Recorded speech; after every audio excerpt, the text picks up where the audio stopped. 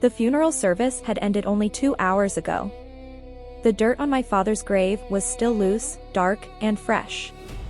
Yet, as I pulled my truck into the driveway of the farmhouse where I had spent every day of the last 5 years, there was already a foreign object on the lawn. A wooden stake. A sign. Pending listing. I stared at it. The audacity was breathless. My sister, Brenda, hadn't visited Dad in 3 years. She hadn't been there to change his sheets, to spoon-feed him soup when his hands shook too much, or to hold his hand during the terrifying nights of dementia-induced confusion. She had been too busy with her marketing firm in the city.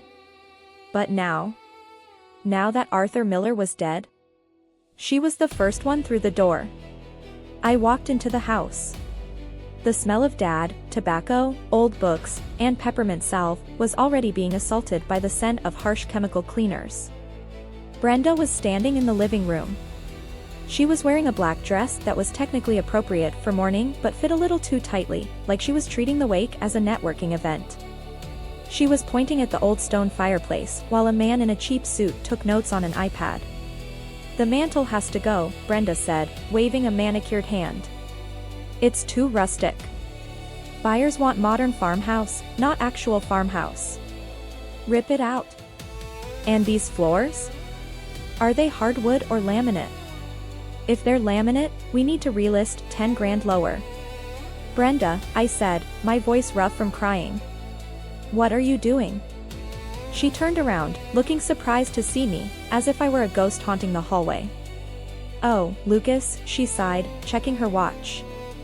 "You're back. I thought you were staying at the cemetery too."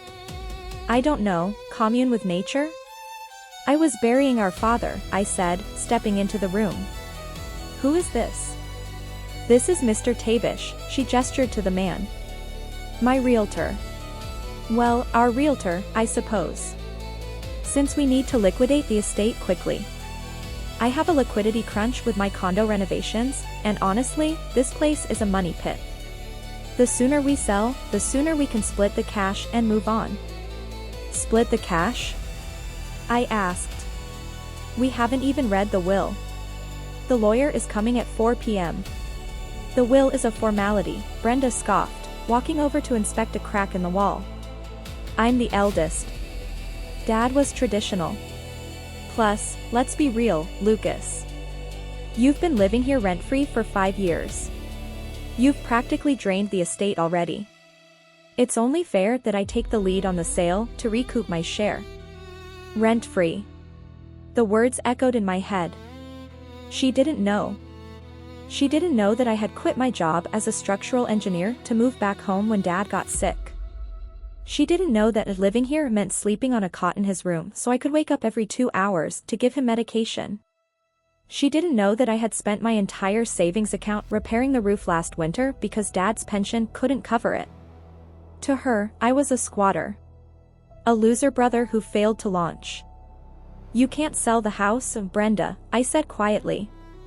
"Watch me," she replied, tapping a nail against the wall. "I've already listed it on the private market. Mr. Tavish says we can get $600,000 if we bulldoze the barn. It's an eyesore anyway." "Dad built that barn," I said, feeling a surge of protective anger. "With his own hands. In 1975. And now it's termite food," she shrugged. "Sentimentality doesn't pay the bills, Lucas. You should know that. Look at you." She gestured to my clothes. I was wearing a simple black suit, slightly worn at the elbows. It was the only suit I owned. "I need you to start packing your things," Brenda continued, turning back to the realtor. "Mr. Tavish thinks we can stage the house by Monday. You can probably fit your stuff in your truck, right? You don't have much." "Where am I supposed to go?" I asked, testing her. I wanted to see how deep the cruelty went. "I don't know," she said, sounding bored. "Maybe you can find a rooming house? Or go back to whatever construction job you had before you decided to mooch off Dad. You're a big boy, Lucas. Figure it out. Just be out by Sunday night. I'm changing the locks Monday morning." "Changing the locks?" The cruelty wasn't just deep, it was bottomless. She wasn't just selling the house, she was erasing me. She was erasing the last 5 years of sacrifice as if they meant nothing. I looked at Mr. Tavish. He looked uncomfortable, shifting his weight from foot to foot. "Ma'am," Tavish said softly. "Maybe we should wait for the legal reading? Just to be sure the title is clear?" "The title is clear." Brenda snapped. "My father owned this land for 40 years. He died. I am the executor named in his 2010 will. It's simple probate law. Don't complicate things, Tavish, or I'll find a realtor who has a spine." She turned back to me. "And you," she pointed a finger at my chest. "Don't try anything funny. I know you manipulated Dad in his final days. I know you probably tried to get him to sign checks. But I have lawyers, Lucas. If you touched one dime of his accounts, I will see you into oblivion." I didn't argue. I didn't scream. I just felt a strange, cold calm wash over me. It was the calm of a man holding a royal flush while his opponent bets the deed to their house on a pair of twos. I reached into the inside pocket of my jacket. I felt the heavy, folded document resting against my ribs. It wasn't a check. It wasn't a will. It was something much stronger. "Okay, Brenda," I said softly. "Let's wait for the lawyer. Mr. Henderson will be here in 10 minutes. "Fine," she rolled her eyes. "But start packing your boxes while we wait.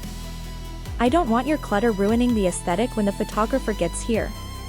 She walked away to the kitchen, shouting about the hideous yellow tile.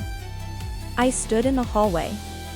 I looked at the picture of Dad hanging on the wall, the one taken before the sickness, when he was strong and smiling on his tractor. "Don't worry, Dad," I thought. I promised I'd protect the farm. And I keep my promises. The doorbell rang. It was precisely 4 p.m. Mr. Henderson stood on the porch. He was a man of few words, carrying a briefcase that looked like it contained nuclear codes. He looked at the "for sale" sign on the lawn, frowned, and then looked at me. "Good afternoon, Lucas," Henderson said. "I see your sister has wasted no time." "She works fast," I said. "Speed is often the enemy of accuracy," Henderson muttered. "Shall we?" We walked into the dining room. Brenda was already seated at the head of the table, Dad's seat. She had a bottle of wine open. She didn't offer a glass to me or the lawyer. "Let's get this over with," Brenda said, swirling her glass. "Read the will, tell Lucas he gets the old pickup truck, and sign the release forms so I can sell this place." Henderson sat down. He placed his briefcase on the table. He didn't open it immediately. He looked at Brenda over the rim of his spectacles. "Mrs. Brenda," Henderson said calmly. "You are referring to the last will and testament dated August 2010? "Obviously," Brenda said. "That's the only will." "It is the only will," Henderson agreed. Brenda smirked at me. "See? I told you. In that will, I am the executor and the primary beneficiary. Lucas gets 10% of the liquid cash. I get the rest. And the house." "That is correct," Henderson said. "According to the 2010 document, the house belongs to the estate, and the estate belongs to you." Brenda clapped her hands. Boom. Done. "Lucas, pack your bags." However, Henderson raised a finger. "A will can only distribute assets that the deceased actually owned at the time of death." Brenda froze. "What are you talking about? Dad owned this farm. He lived here until he died yesterday." "He lived here," I spoke up, pulling the document from my pocket. "As a tenant." "A tenant?" Brenda laughed, but it was a nervous, splintered sound. She looked at Henderson, then at me. "That's absurd. Dad built this house. He lived here for 40 years. He didn't pay rent to anyone." "He didn't pay rent," I said calmly, unfolding the document in my hand and smoothing it out on the table. "He paid with trust. Something you wouldn't understand. I slid the paper across the mahogany toward her. This, Henderson announced, his voice projecting clearly, is a quitclaim deed, signed, notarized, and filed with the county clerk 3 years ago. Brenda snatched the paper. Her eyes scanned it frantically, looking for a loophole, a mistake, a forgery. Transfer of property. She mumbled, her face paling. From Arthur Miller to Lucas Miller. Consideration, $1. She looked up, her eyes bulging. $1? You stole it. You scammed a senile old man into giving you $1 million farm for $1? Dad wasn't senile 3 years ago, Brenda, I said. He was scared. He was drowning in debt. Did you know about the reverse mortgage he took out in 2018? Brenda blinked. What reverse mortgage? Of course you didn't, I said. You were too busy buying your condo. Dad took out a loan against the farm to pay for Mom's medical bills before she passed. By the time I moved back, the bank was threatening foreclosure. They were going to take the farm, the barn, everything. I pointed to the deed in her hand. I didn't steal the house, Brenda. I saved it. I used my entire 401k and my savings as a structural engineer to pay off the bank. I cleared the debt. In exchange, Dad insisted on transferring the title to me to ensure the bank couldn't touch it again. He retained a life estate, which meant he could live here until he died without worrying about losing his home.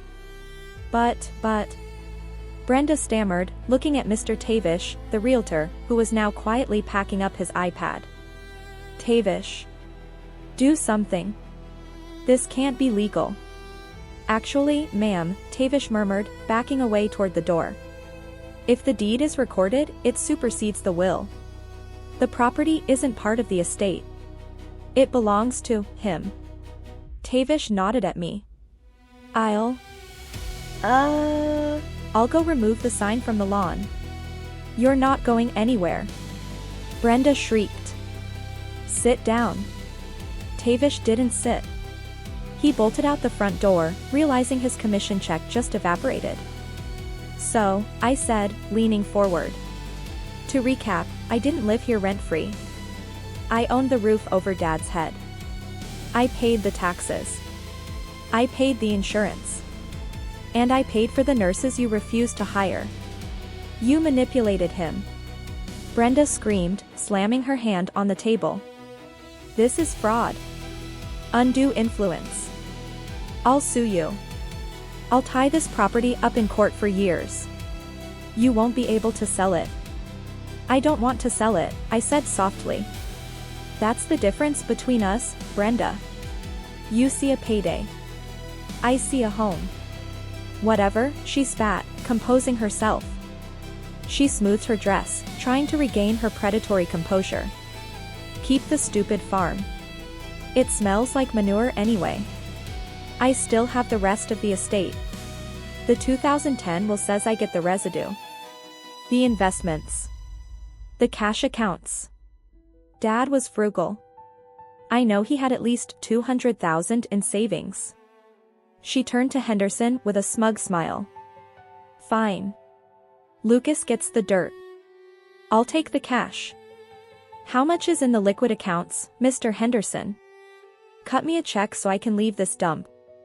Henderson cleared his throat. He looked uncomfortable. He opened a second folder in his briefcase. Mrs. Brenda, Henderson said gently. As I mentioned, the will distributes what remains in the estate. However, the cost of end-of-life care for a dementia patient is astronomical. What do you mean? Brenda narrowed her eyes. Full-time nursing care, I explained. Specialized medication. Hospital stays. Physical therapy. It costs about $10,000 a month, Brenda. For 3 years. But insurance. She started. Medicare covers basics, Henderson corrected.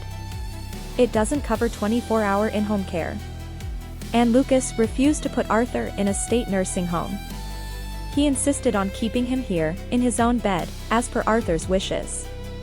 So? Brenda demanded. How much is left?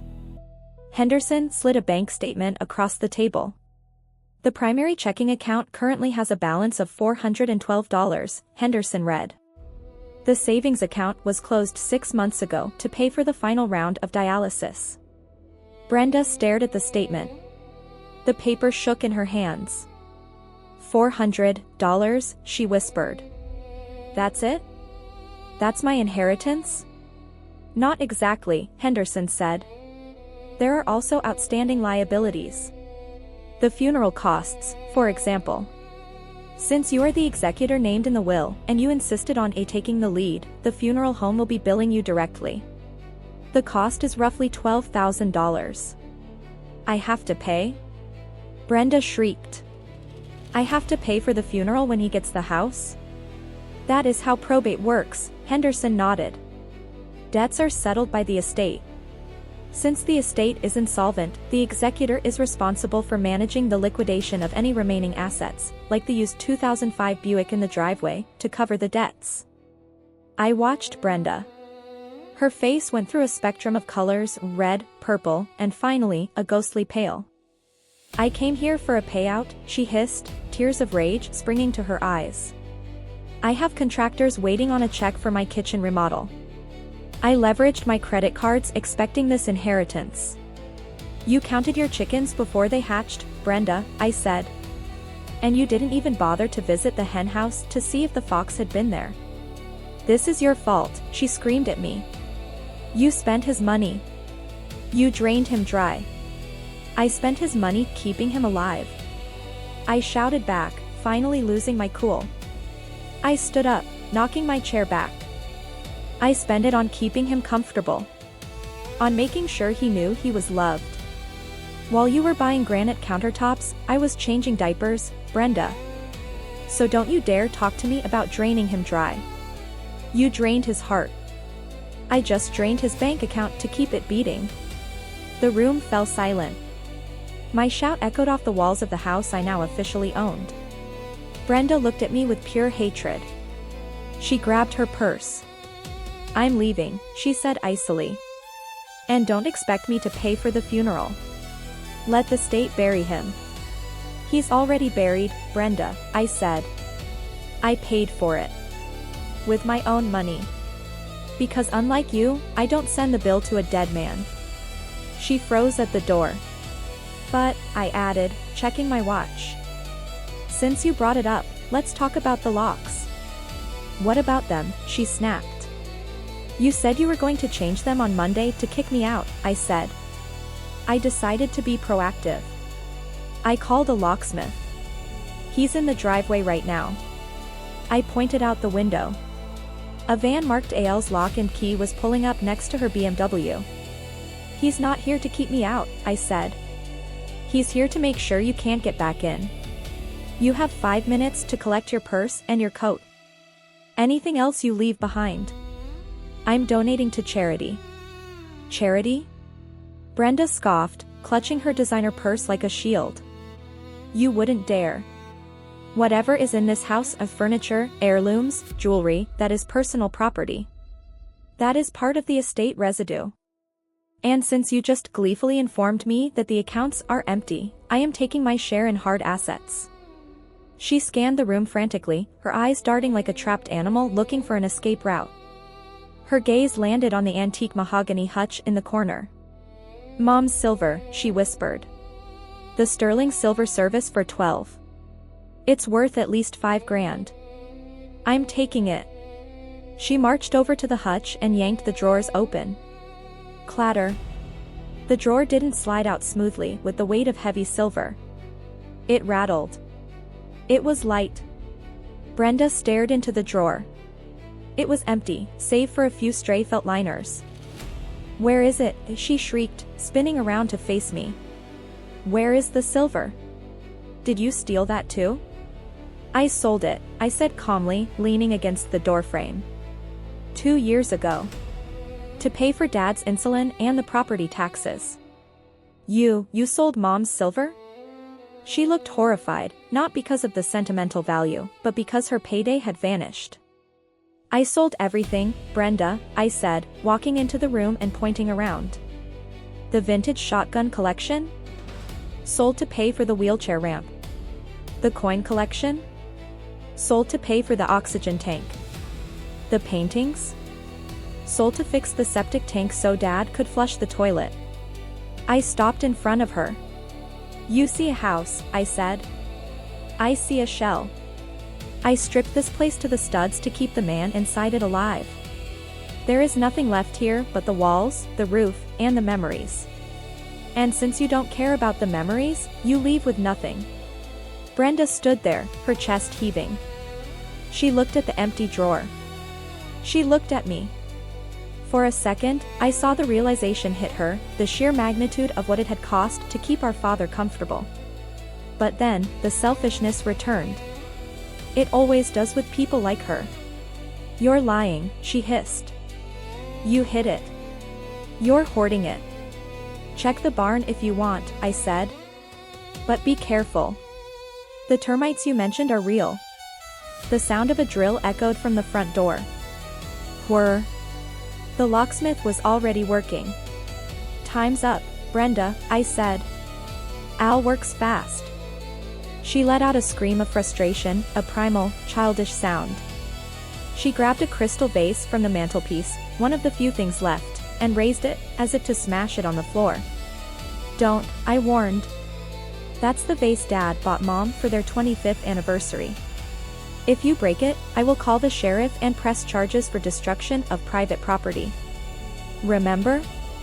It's my property. She hesitated. Her hand trembled. Then, realizing she had no power left, she slammed the vase back onto the mantel. It wobbled, but didn't fall. I hate you, she whispered.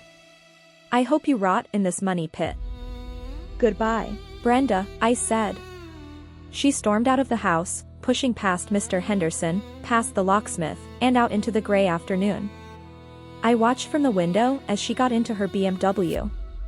She reversed aggressively, running over the "for sale" sign she had planted earlier. The wooden stake snapped with a satisfying crack. I watched her speed away until her taillights disappeared around the bend. Mr. Henderson closed his briefcase. Well, the lawyer said, adjusting his hat. That went about as well as expected. I'll file the final probate paperwork. Since the estate debts exceed the assets, she'll likely resign as executor within the week to avoid the headache. It will default to you. Let her deal with the funeral bill first, I said. She insisted on ordering the most expensive casket. Henderson allowed himself a small, dry chuckle. Indeed. Good luck, Lucas. It's a fine piece of land. It is, I agreed. I walked out to the porch. The locksmith handed me a shiny new brass key. All set, Mr. Miller, Al said. New deadbolts on all doors. Thanks, Al. I stood on the porch, holding the key. The sun was starting to set, casting long shadows over the fields. The farm was quiet. No construction noise. No bickering. Just the wind in the trees. I looked at the broken "for sale" sign on the lawn. I walked over, pulled the splintered wood from the earth, and tossed it into the back of my truck.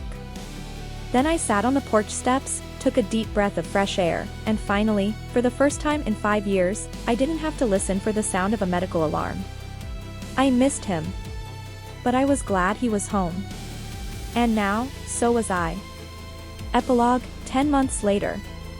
The smell of sawdust and fresh coffee filled the barn. It wasn't a termite-infested eyesore anymore.